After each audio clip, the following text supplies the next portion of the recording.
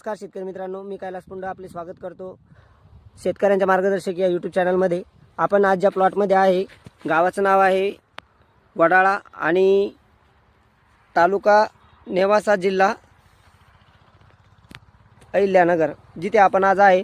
या प्लॉटला मित्रांनो आपण आजच्या सरासरी 1 महिन्यापूर्वी IMC कंपनीचं बूस्टर ॲक्टिवेटर वापरण्यासाठी दिलेलं होतं आणि फक्त एकच फवारणी IMC कंपनीचं ॲग्रो ग्रोथ बूस्टर, श्री तुलसी ॲग्रो ॲक्टिवेटर आणि सीड केअर या प्रोडक्टची फक्त एक फवारणी या प्लॉटवरती झालेली आहे।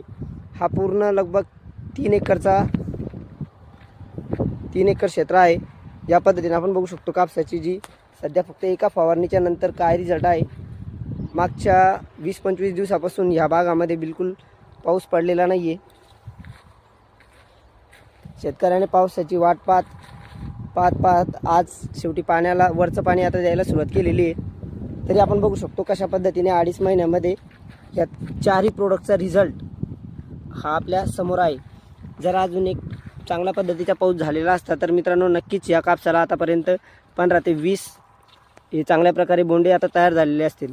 तर आपल्याला एकच सांगेल, आपणही कापूस लागवड केला असेल तर नक्की IMC कंपनीचा ॲग्रो ॲक्टिवेटर, सीड केअर सोबतच बूस्टर आणि श्री तुलसी या 4 प्रोडक्टचा एक स्प्रे अवश्य करा आणि आपल्याला या पद्धतीचे 100% रिझल्ट हे मिळतील। व्हिडिओ आवडला तर व्हिडिओला लाईक करा, इतर शेतकऱ्यांना शेअर करा आणि चॅनलला सबस्क्राईब करा। धन्यवाद।